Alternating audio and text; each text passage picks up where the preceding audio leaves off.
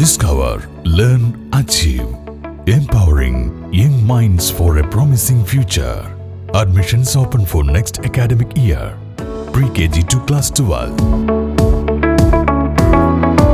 Lakshmi Narayana Vidya Niketan, Palapuram and Lakshmi Narayana Junior School, Ottapalam. Ottapalam taluk ആശുപത്രിക്ക് സമീപം 8 പേർക്ക് തെരുവ് നായയുടെ കടിയേറ്റു. അക്രമാസക്തമായ നായയെ ഡോഗ് ക്യാച്ചേഴ്സ് എത്തി പിടികൂടി.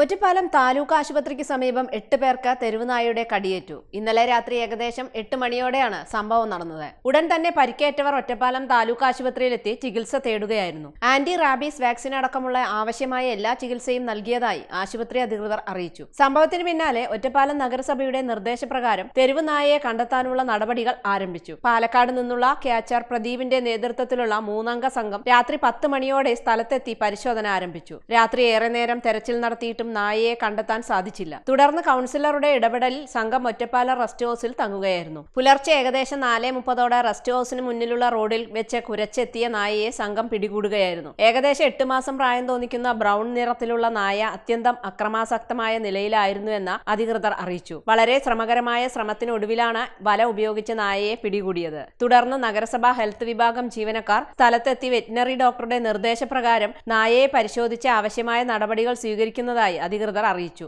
നായയ്ക്ക് അസുഖബാധയുണ്ടെന്നതാണ് പ്രാഥമിക നിഗമനം.